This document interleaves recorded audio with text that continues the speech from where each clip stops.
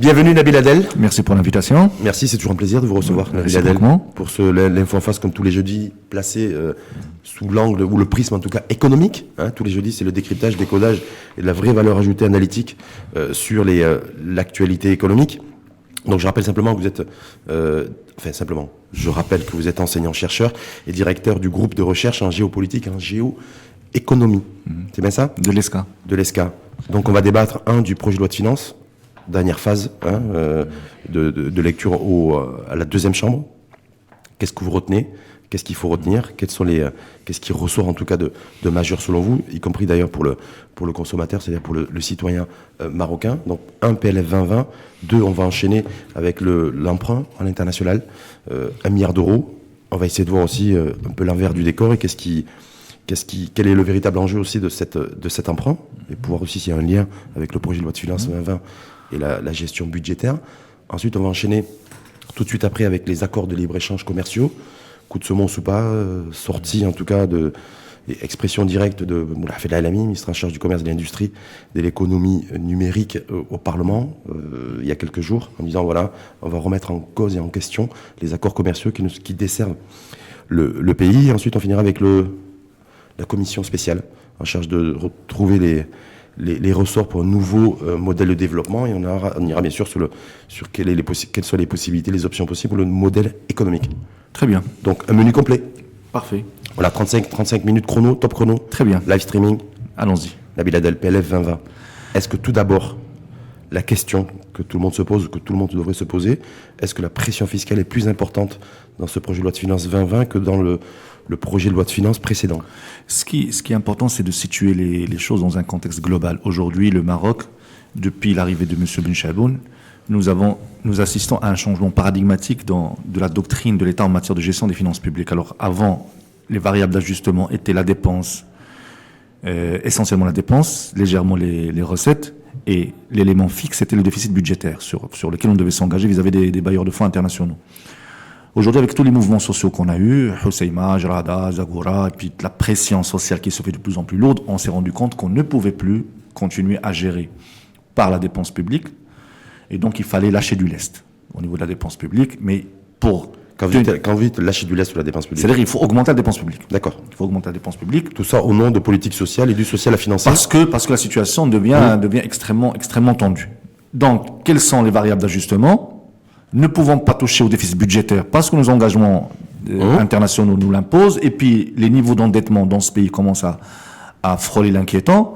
Donc, on n'a que les recettes. C'est la raison pour laquelle vous allez constater les recettes fiscales, donc les recettes en général, y compris les privatisations. Donc, c'est la raison pour laquelle vous allez constater que la pression fiscale ira en augmentant, pour répondre à votre question. Donc, on va sentir une augmentation. Est-ce qu'on a un chiffre aujourd'hui? Je rappelle, Nabil Adel, même si vous n'aimez pas cet intitulé d'analyste économique, l'économie, c'est votre dada. Oui. On est bien d'accord. Est-ce que là, on sait d'ores et déjà, à la virgule près, si la pression fiscale va être beaucoup plus importante que lors du projet de loi de finances 2019? En clair, est-ce qu'on paiera plus d'impôts? Et les Marocains paieront plus d'impôts. Plus d'impôts, ça, il faut s'y attendre. On va commencer à payer plus d'impôts. Maintenant, la pression fiscale provient de deux sources. D'abord, le paiement spontané de l'impôt, et puis les contrôles.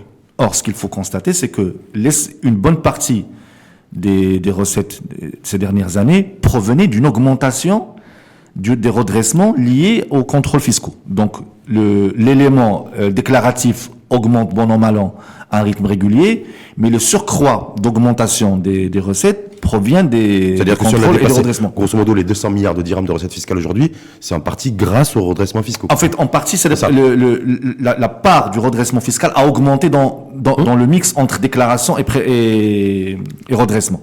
Et donc, aujourd'hui, on se rend compte qu'il y a beaucoup de Marocains qui ne payent pas convenablement leurs impôts, qui ne s'acquittent pas de leurs impôts convenablement. Et d'ailleurs, vous m'avez invité pour commenter la décision des commerçants, la décision des professions libérales. Oui. Et donc, aujourd'hui, il y a cette pression de la part de l'État qui dit aujourd'hui la situation sociale commence à atteindre des niveaux inquiétants et on ne peut pas laisser des pans entiers de l'économie échapper à la pression fiscale. Donc, il faut les ramener vers le paiement de l'impôt. Progressivement.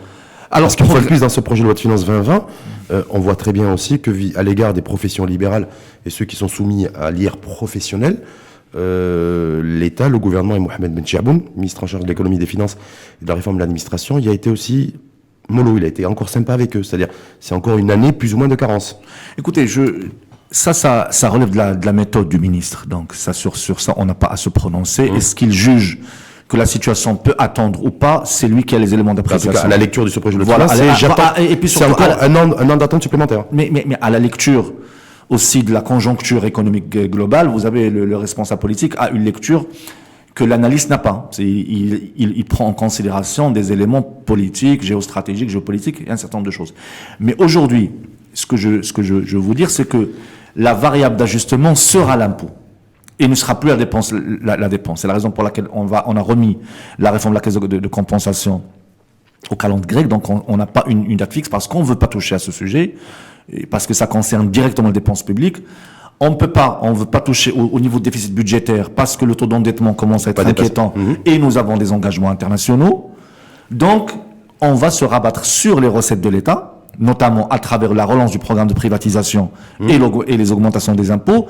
Une augmentation des impôts qui proviendra de deux sources.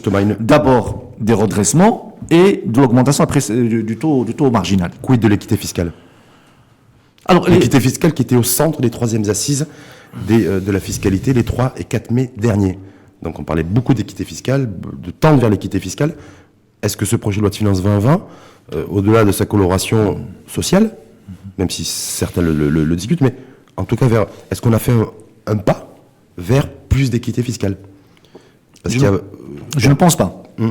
Je ne pense pas, parce que l'équité fiscale est un terme que j'arrive pas à définir moi-même personnellement.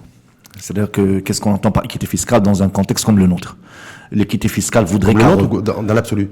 Quand on parle d'équité fiscale, alors l'équité fiscale voudrait dire qu'un revenu égal, impôt égal, et que chacun participe au financement de la patrie en fonction de ses capacités contributives. Ça a du sens, ça. Bien sûr que ça a du sens. Maintenant, comment nous au Maroc, c'est pour ça que j'ai contextualisé, comment nous au Maroc on descend ça au niveau de la réalité. C'est ça le problème, c'est que vous avez des pans entiers de l'économie qui échappent à l'impôt. On parle de quelque chose comme 30 milliards de dirhams quand même, c'est beaucoup.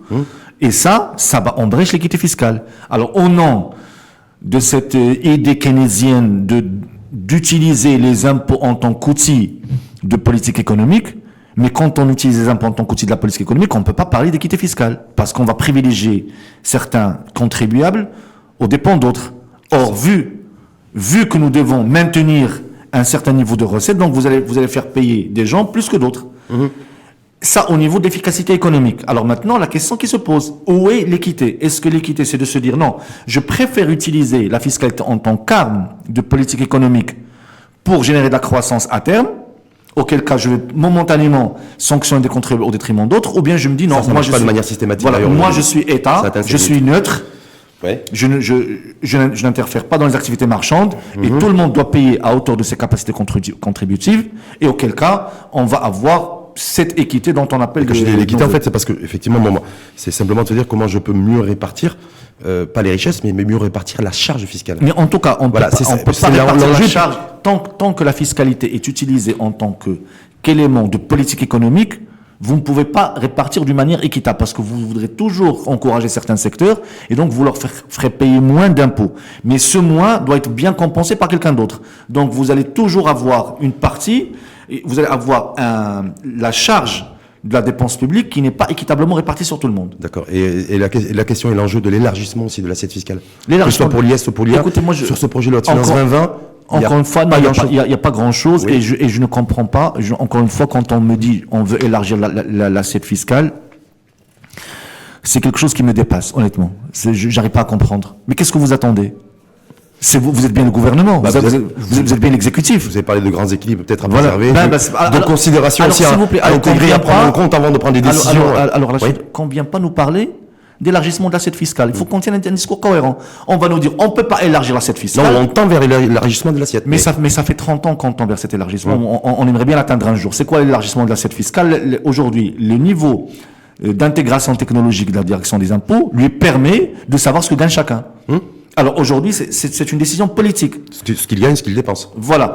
Voilà, c'est ça. Mais c'est-à-dire qu'aujourd'hui, c'est une décision politique. En tout cas, ça Est-ce qu'on veut la prendre ou pas? C'est tout. En tout cas, on sera contraint de la prendre un jour ou l'autre. Je Si sais c'est pas dans ce PLF 2020, ça sera certainement dans les prochains Alors, PLF. si on continue à gérer les équilibres politiques et sociaux, je ne pense pas qu'on puisse l'atteindre un jour. Parce qu'à chaque fois que vous voudrez imposer une partie des contribuables qui échappent à l'impôt, vous allez avoir une levée de bouclier et puis le gouvernement fera marche arrière. Ça, c'est ce qui échappe à l'impôt, mais juste un dernier point avant de passer au deuxième axe du débat sur l'emprunt à l'international de milliards d'euros. Il y a eu en début de semaine, ce qui se fait d'ailleurs, je crois, dans beaucoup de parlements à travers le monde, une guerre de lobby. Parce que nous, on a comme particularité au Maroc, c'est que les lobbies, en fait, n'interviennent pas avant la déclaration du projet de loi de finances, mais c'est après coup. Donc ça, c'est aussi peut-être une particularité qui nous est propre. Mais Nabil Adel, simplement sur les lobbies qui ont gagné d'ailleurs, concernant l'augmentation éventuelle de ce qui était prévu de la pression fiscale sur les boissons alcoolisées. Ça ne sera pas le cas. Oui. Par contre, sur les sodas, ça va être le cas. Donc, est-ce qu'on se dit aussi que les lobbies, comme frein aussi à l'élargissement de l'assiette, les lobbies comme frein aussi à tendre vers une équité fiscale effective, voilà, est-ce que c'est... Voilà. Franchement, pour moi, c'est un non-événement. C'est un non-événement. Les lobbies dans le... Non, ça, c'est ce cas particulier, parce que les lobbies, je viens d'en parler. Ouais. C'est quand vous voudrez élargir l'assiette fiscale, vous allez toujours avoir des gens qui vont peser de tout leur poids pour vous en empêcher. Maintenant, quelle est votre autorité ça veut dire que en tant qu'État? C'est pas que l'État. L'État, il est sous la pression aussi. Non, mais excusez-moi, alors, il y a quelque chose qu'on n'arrive pas à comprendre. Qui décide? C'est l'État. Oui. C'est le gouvernement. Il peut dire non, j'impose. Ok, et c'est ça ma force en tant. J'impose, mais je suis dans la négociation aussi, je suis dans l'échange. Excusez-moi. Alors, si je suis dans l'échange et à chaque fois je fais marche arrière, je suis plus dans l'échange, je suis dans la concession. Encore une fois, je ne prêche ni pour une partie ni pour une autre. Je prêche pour la cohérence du discours public.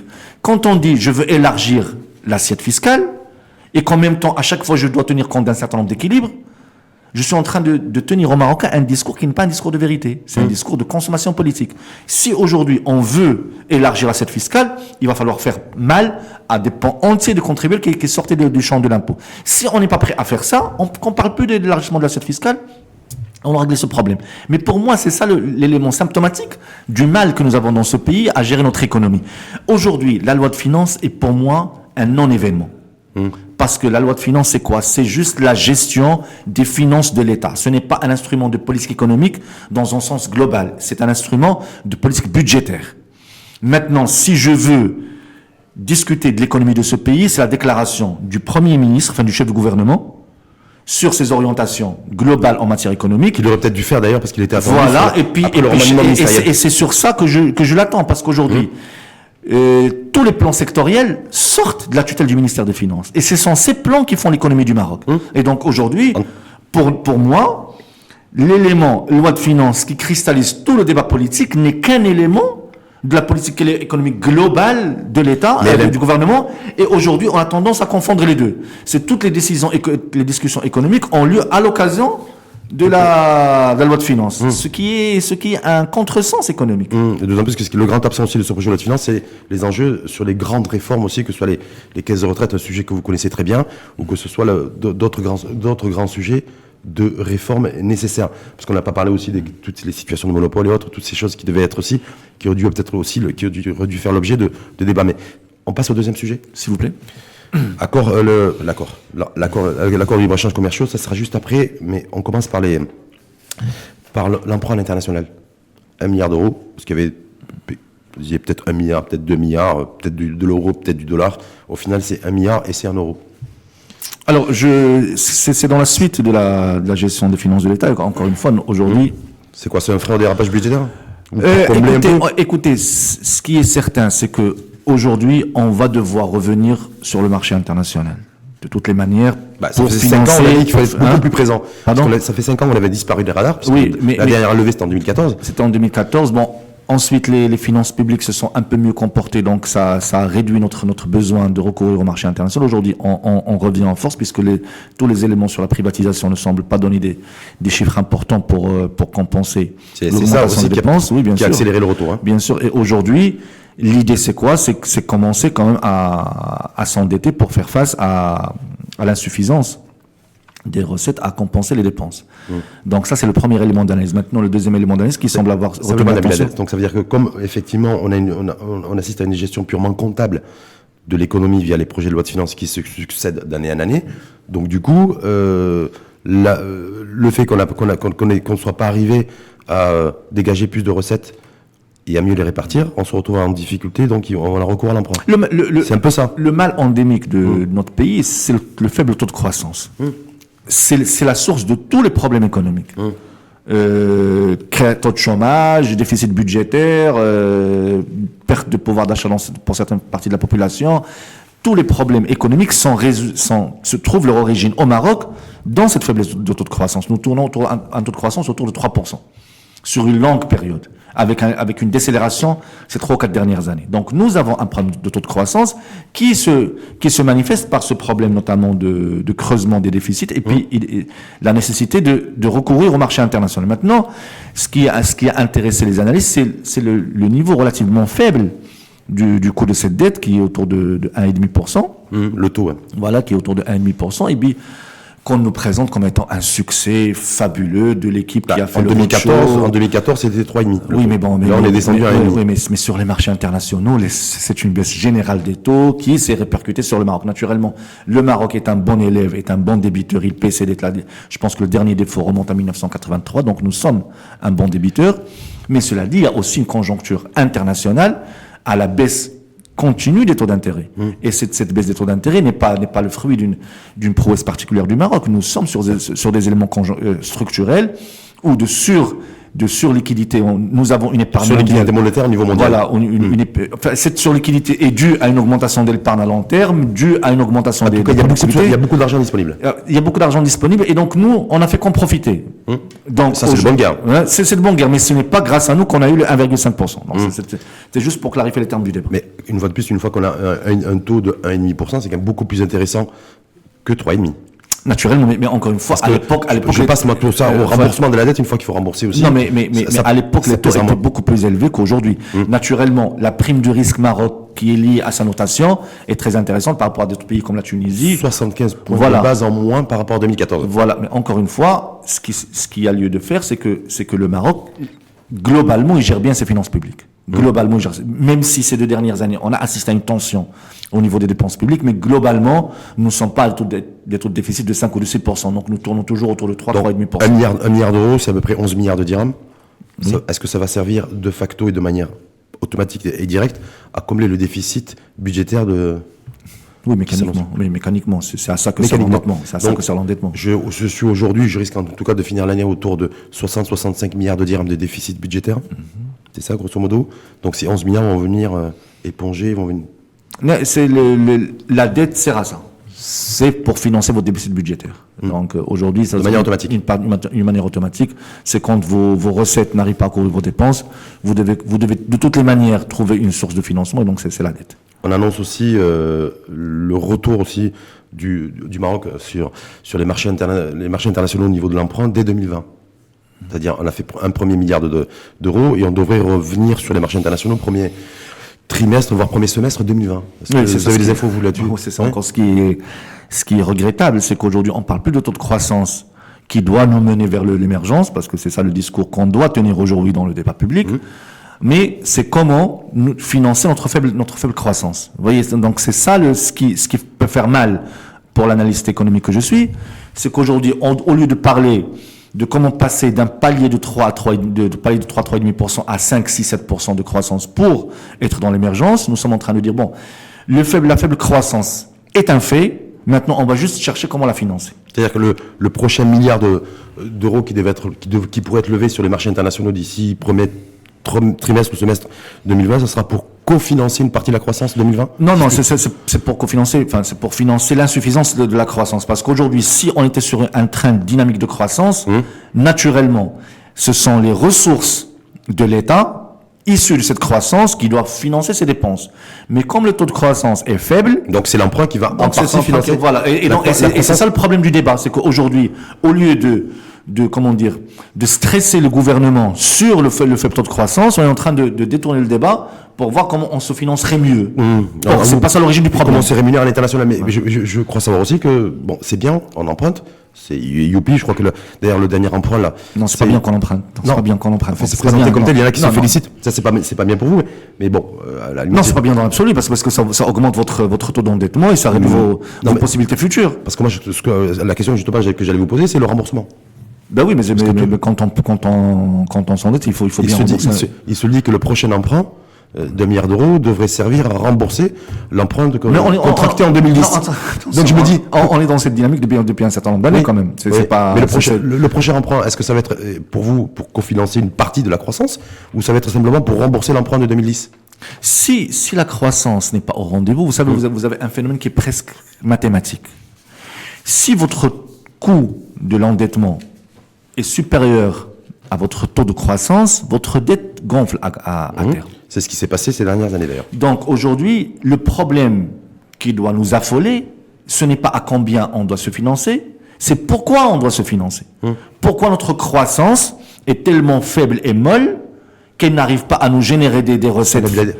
Effectivement, je vous ai été démonstratif là-dessus, mais le remboursement. Est-ce que le prochain emprunt... Mais je suis en train de vous répondre, Rachid Halaoui, je suis en train de vous répondre. Oui. Si aujourd'hui, on n'a pas de croissance forte, on risque d'avoir des problèmes de remboursement, on sera dans le cercle vicieux où la prochaine dette va rembourser un stock de dettes. Parce que l'élément qui va nous sortir, c'est la croissance est faible. Donc du coup, le prochain emprunt, si la croissance sera conditionné au niveau de croissance économique, voilà. Sachant que les projections font état de 4% de points de croissance pour le Maroc en 2020. Non, ça c'est non, ça c'est ridicule de dire ça. Projection FMI. Ça dépend. Projection non, FMI. Non. Je suis en train de reprendre. Non. Projection FMI. Toute projection se base sur des scénarios. Oui. Si ces scénarios. Bonne saison agricole. Voilà. Un niveau d'idée. Voilà. Alors si ces scénarios ne se réalisent pas, vous n'allez pas avoir le taux de croissance qui est issu de ce modèle. Donc il ne faut pas juger le résultat. Il faut juger les inputs que vous mettez. Si les inputs que vous mettez changent en cours de route, ben l'output va changer. Ça c'est comme le climat. C'est comme le climat. Le problème plein été, il y a les journées. Le problème c'est que notre croissance dépend du climat. C'est qu'aujourd'hui, quand on fait une régression la plus loin possible, nous sommes sur un taux de corrélation de 70% entre le niveau de pluviométrie et la croissance économique. C'est dire la méga dépendance de la croissance économique pas au changement climatique, au changement climatique. Et c'est encore plus grave. La conclusion qu'on peut en tirer, c'est que la croissance économique au Maroc ne dépend pas de la politique économique d'un État, elle dépend de la générosité du ciel. Du ciel. Ouais. C'est ça notre problème aujourd'hui. Ce qui est un don de Dieu. Le soleil ou la pluie. Voilà, exactement. Le soleil pour le tourisme, la pluie pour l'agriculture, et puis c'est bon. Voilà. Les accords de libre-échange commerciaux. Moulaf El Alami, qui a fait cette déclaration publiquement au Parlement, sans citer nommément un pays, mais qui a dit que dorénavant, il faudrait qu'il allait s'atteler, en tout cas, à mettre sur la table tous les accords de libre-échange commerciaux qui ont été signés par le Maroc depuis les années 2000, sur nombre d'une cinquantaine, et que tout ce qui n'allait pas dans le sens de l'économie marocaine, de l'intérêt du pays, serait peut-être dénoncé, en tout cas reconsidéré. Voilà les termes précis employés par Moulaf El Alami. Vous, Nabil Adel, vous en pensez quoi? Je pense que c'est à inscrire, avec tout le respect qu'on a pour le ministre, à inscrire sur le registre des fausses bonnes idées. Des fausses bonnes idées. Pourquoi? D'abord, depuis plusieurs siècles, on ne confond plus jamais solde de la balance commerciale et croissance économique. L'indicateur de richesse, c'est la croissance économique, c'est pas le solde de la balance commerciale. Quand, encore une fois, vous faites des analyses, s'il vous plaît, laissez-moi démontrer, quand vous faites des analyses à long terme de l'évolution de l'économie marocaine, il n'y a aucun lien entre le niveau de déficit de la balance commerciale et la croissance. C'est-à-dire que, mieux encore, quand l'économie marocaine était protégée, on faisait presque le même niveau de croissance quand elle s'était ouverte. Donc, il n'y a pas de lien mécanique entre solde budgétaire et solde commercial. Non, solde commercial et croissance. Alors, le solde commercial peut booster la croissance comme il peut la ralentir. Mais vous avez d'autres éléments qui peuvent booster la croissance, la demande intérieure, les dépenses publiques et le niveau d'investissement. Donc ça, c'est le premier point. En économie, il n'y a pas de lien. Deuxièmement, je voudrais bien qu'on dénonce les accords de libre-échange si l'autre partie ne respecte pas ce qu'il y a dans ces accords. S'il y a ou bien juste des pratiques de protectionnisme de l'autre côté, tarifaire ou non tarifaire. Là, à la limite, je peux dénoncer. Et là, je saisis l'OMC. En clair, Je saisis l'OMC et je fais ce que j'ai à faire. Ouais. Et sur ce point, je serai d'accord avec le ministre. Maintenant, si les pays respectent leurs engagements en matière de libre-échange, ça veut dire que le problème est chez moi. Ouais. Alors, au lieu... Là, en l'occurrence, c'est le cas pour vous? Bien sûr. Au lieu d'aller voir quel est le problème réel, pourquoi je n'arrive pas à être aussi compétitif que ces pays, à condition qu'ils ne pratiquent pas des mesures anti-commerciales, qu'est-ce que je fais? Je vais me fermer. C'est comme si vous aviez un élève qui a de mauvaises notes, et la solution que vous trouvez, c'est d'arrêter l'examen. Ok, donc aujourd'hui, c'est ça le problème que nous avons. C'est pourquoi nous avons des entreprises qui ne sont pas compétitives. C'est que c'est ça la question à laquelle on doit répondre. Pourquoi avec un niveau de salaire très faible par rapport à ce qui se passe dans d'autres pays, pourquoi avec une proximité très forte du marché le plus riche de l'histoire, à savoir l'Europe, avec tous les atouts dont on dispose, ressources naturelles, stabilité politique, et tous ces éléments, tous les efforts que l'État fait pour certains secteurs pour les encourager, on n'arrive pas à être compétitif. Si on ne répond pas à cette question, dénoncer les accords de libre-échange ou pas, qu'est-ce que vous allez faire? Vous allez juste augmenter les prix pour les consommateurs sans régler le problème de la compétitivité. Parce que je rappelle à Rachid Halaoui, si vous permettez, que le Maroc a eu de 95 à 2010, il a eu 15 ans pour se mettre à niveau. Oui, avec de l'argent. Et il n'a pas réussi. Public, et il n'a pas réussi. À niveau. Mais donc ça veut dire quoi? Ça veut dire que concrètement, c'est quoi, c'est du populisme? C'est de l'irresponsabilité? C'est quoi les qualificatifs? C'est de c'est simplement de rassurer aussi, d'envoyer un message aux industriels marocains. Après la baisse de l'IS de 31 à 28, c'est aux exportateurs à qui Moulay Hafid Alani et Mohamed Ben Chaboun ont dit clairement que le taux d'imposition passerait de 17,5 à 20. Et voilà, c'est adressé à qui ce qu'il dit? Quand il dit je vais remettre sur la table les accords de libre-échange et les accords de libre-échange commerciaux qui desservent le Maroc, je vais les reconsidérer. Il parle à qui? Je ne sais pas à qui il parle. À qui il adresse un message? Je ne sais pas à qui il adresse le message, mais ce que je sais... En tout cas, il adresse un message à une partie. C'est que, en lisant les derniers chiffres du commerce extérieur, le déficit commercial avec la Turquie s'est considérablement creusé. Oui, il est passé de 4 à 16 milliards de dirhams en moins plus de 10 ans. Voilà. Donc ça, pas qu'avec la Turquie, il a été démultiplié avec la Chine, il a été démultiplié aussi avec les États-Unis, parce que les dollars, 27 milliards de dirhams aujourd'hui. La particularité de la Turquie, c'est que sa part dans le commerce extérieur marocain a explosé ces derniers temps. Ce qui est de nature à déranger les partenaires historiques du Maroc. Donc je pense que ça inscrit dans un cadre géopolitique plus global. Mais, encore une fois, on se pose les mauvaises questions. Pourquoi tous nos accords de libre-échange sont-ils déficitaires? Pourquoi nous avons un tissu productif qui n'arrive pas à être compétitif? Maintenant, à qui il adresse ça? Pour moi, c'est secondaire par rapport au vrai sujet qui est que on a signé les premiers accords de libre-échange en 95. Nous sommes maintenant 20 ans, 25 ans presque après, et nous avons toujours le même problème. Et c'est ça le sujet, c'est ça qui doit cristalliser le débat. Ça l'image aussi, effectivement, notre incapacité encore aujourd'hui à proposer une offre industrielle, une offre... Pourquoi? Voilà, moi, en tant que ministre du ministre de l'Industrie et des Finances, je dois ouvrir ce chapitre. Ensuite, une fois que je m'assure que mes entreprises sont compétitives, n'est-ce pas? Là, je vais voir est-ce que les accords de libre-échange sont fair or not.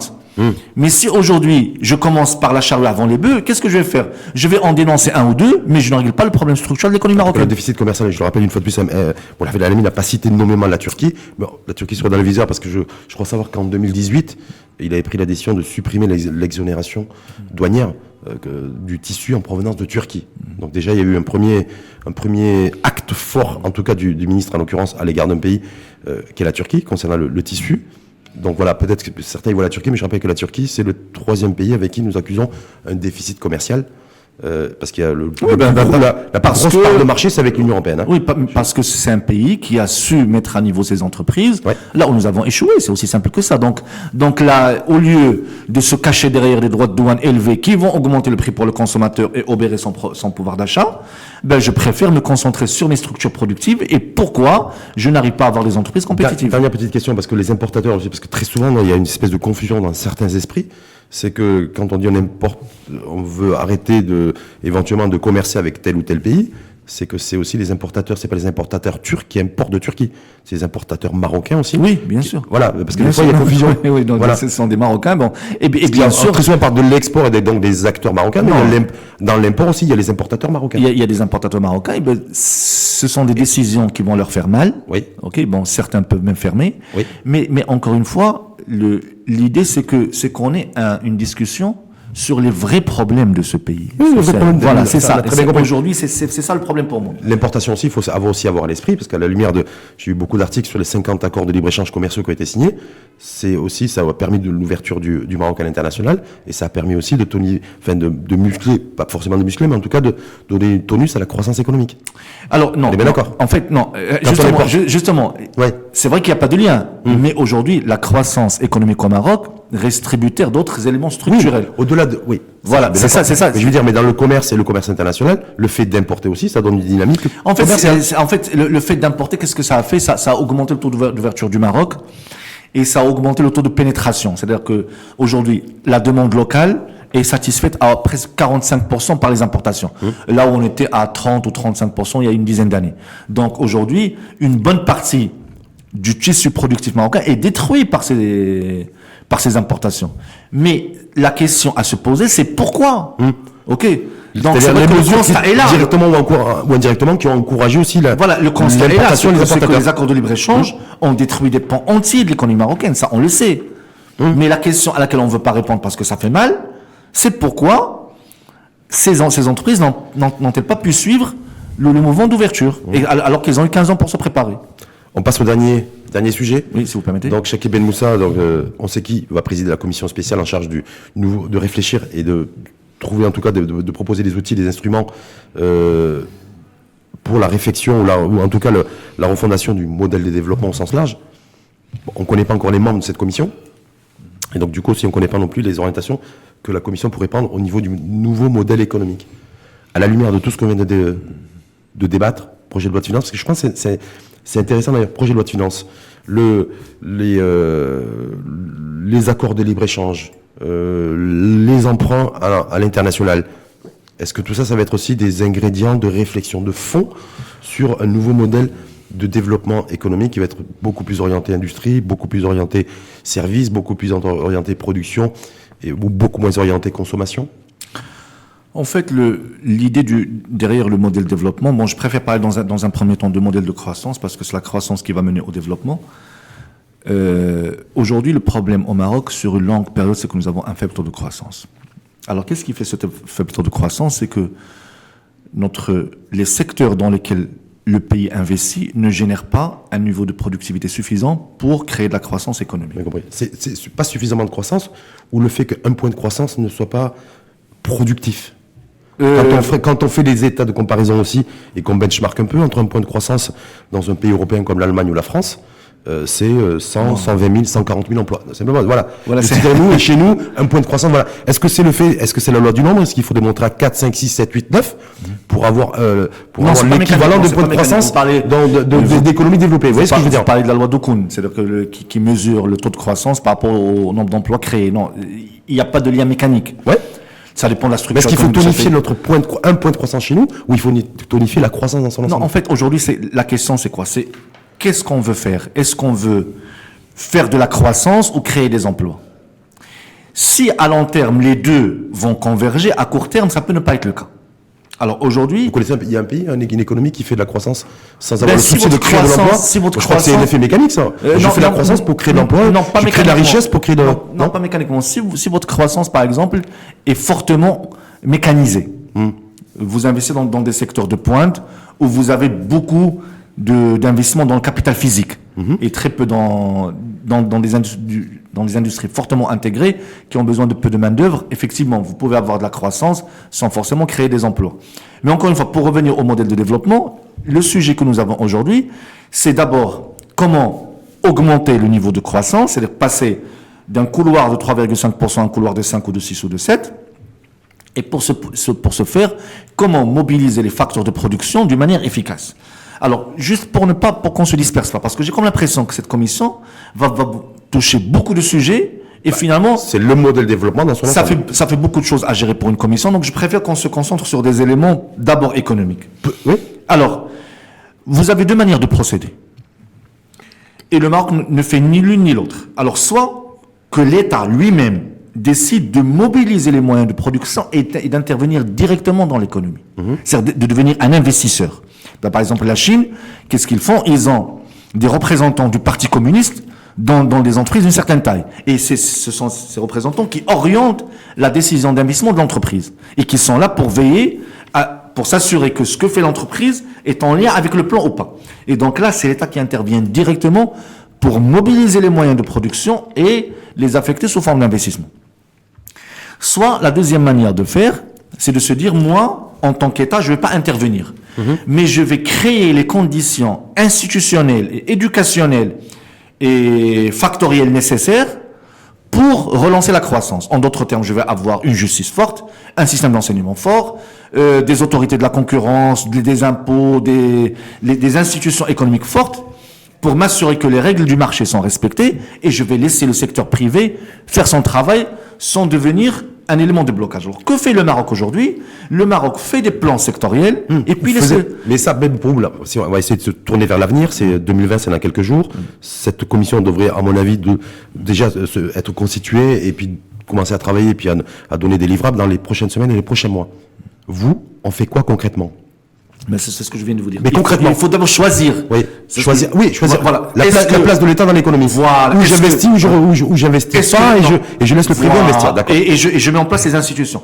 C'est quoi le scénario le plus crédible? Le scénario le plus crédible. Je ne sais pas. Honnêtement, aujourd'hui, les deux ont donné de bons résultats en fonction des pays qui les ont implémentés, à condition que la mise en place se fasse d'une manière correcte. Ok, donc les deux ont fourni de bons résultats. Mais maintenant, c'est la question centrale à laquelle il faut répondre. C'est d'abord, quelle est la place de l'État dans cette opération? Comment l'État va-t-il entraîner avec lui le secteur privé? Et puis deuxièmement, et ça c'est la question la plus fondamentale, comment je vais choisir les secteurs dans lesquels je vais investir? Parce que là, la croissance est directement liée au choix des secteurs dans lesquels je vais investir. Si je m'appuie sur le projet de loi de finances de 2020 et le fait que l'IS industriel a été réduit, est-ce que ça donne une indication ou pas? En fait, jamais la fiscalité n'est un élément déterminant dans l'acte d'investir. Ça vous permet... Et apparemment, il est de moins en moins d'ailleurs. Voilà. Ça vous permet de moins en moins. Ça vous permet d'améliorer votre profitabilité en tant qu'actionnaire, mais je n'investis pas parce que j'ai une faible incitation fiscale. Non. Pardon, j'ai une forte incitation fiscale. J'investis parce qu'il y a d'abord tout un cadre institutionnel et factoriel et éducationnel qui fait que sur ce secteur, par exemple, aujourd'hui, si j'investis dans l'automobile, je sais que l'écosystème est là. L'infrastructure, le niveau d'éducation, les marchés, et donc je vais investir. L'élément fiscal va être un stimulus, mais il ne va pas se substituer à ma décision d'investissement. Encore une fois, pour revenir sur le cœur de la question auquel ce nouveau modèle de développement doit répondre, c'est d'abord une question de croissance. Comment sortir le Maroc d'un couloir de croissance à un couloir supérieur? Et pour faire ça, quel est le rôle de l'État? Première question. Deuxième question, quels sont les secteurs dans lesquels on veut investir? Et troisième question, comment je vais doter en facteurs de production ces secteurs? Est-ce que je vais laisser le marché gérer ou bien je vais intervenir directement en tant qu'État? En d'autres termes, dans le tourisme, je vais dire aux banques, s'il vous plaît, prêtez tant d'argent pour financer tant d'investissements dans telle région. Donc on est sur l'interventionnisme pur. Voilà. Soit ça, soit je me dis... C'est compliqué ça aussi, parce qu'il y a aussi le revers de la médaille. Voilà, soit je me dis, moi... Je laisse le secteur privé.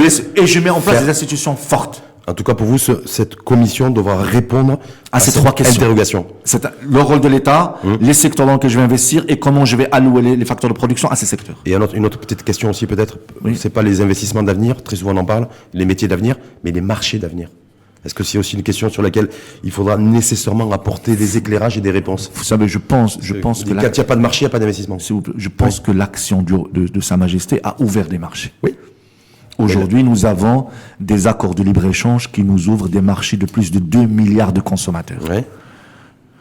Et nous sommes à 15 km du marché le plus riche de l'histoire. Oui, où il y a 500 millions de consommateurs. Non, très riche. Oui, c'est 500 millions de consommateurs. Non. Très riche. Donc, on vient de signer la ZLECA, c'est pour un marché potentiellement de 2 milliards dans quelques années. Accord de libre-échange, zone Afrique. nous avons la Turquie, nous avons tout le monde arabe, et nous avons les États-Unis. Ça, nous avons beaucoup de marchés. Ce que ça me rappelle, c'est comme si vous aviez un chef d'entreprise qui a un gros carnet de commandes, mais qui n'a pas d'usine pour produire. C'est ça la situation du Maroc. Aujourd'hui, si tous les accords de libre-échange qu'on a signés, on devait les mettre à profit, on ne serait pas dans la réflexion de monsieur Moulafel Alemi, qui est de dire, je suis dans un réflexe défensif. Non, mais je serai dans un réflexe offensif. Comment je vais faire pour pénétrer ces marchés? On ne parlerait pas de défense commerciale, mais on parlerait d'offensive commerciale. C'est ce que je vois là, c'est ça. Pour la petite histoire, et on va conclure d'ailleurs même là-dessus, c'est toujours passionnant, ça passe toujours très très vite avec Nabil Adel. Hasard ou coïncidence, d'ailleurs, Moulafel Alemi, vous savez où est-ce qu'il est aujourd'hui? Pardon, où est-ce qu'il est? Ouais, non, il est physiquement. On parlait de capital physique, mais il y a aussi la présence physique de notre ministre du Commerce et de l'Industrie. Non, je sais Il pas. est à Istanbul. Ah. Ça vous fait marrer, ça? Pourquoi ça fait marrer Nabil Adel, ça? J'aimerais bien qu'au lieu qu'il aille leur parler d'un réflexe défensif, c'est d'essayer de dire comment vous réussissez à faire de votre économie la deuxième économie exportatrice d'Europe entre 2002 et 2018, et que nous, on peine toujours à mettre à profit les dizaines d'accords de libre-échange qu'on a signés. Notre ministre en charge du commerce, de l'industrie, de l'économie numérique et l'économie verte, pour être complet, c'est ça, hein?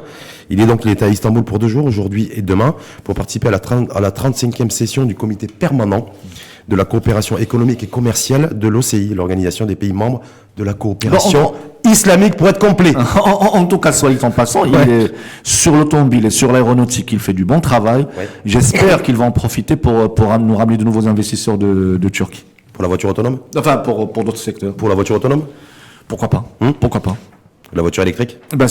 C'est un des secteurs d'avenir. C'est pour ça que je parle de ça. Ouais, c'est un des secteurs 2020, peut-être que d'ailleurs ça sortira aussi comme peut-être secteur prioritaire dans lequel il nécessitera un investissement par la commission. La nouvelle commission en charge de réfléchir sur le nouveau modèle de développement économique. Économique, exactement. Merci en tout cas à vous, Nabil Adel. C'est moi qui vous remercie. Donc je rappelle, enseignant-chercheur, directeur du groupe de recherche en géopolitique et géoéconomie. Donc merci ce éclairage en 42 minutes. Voilà, live streaming. Merci en tout cas à vous, Nabil Adel, et je vous souhaite une belle journée.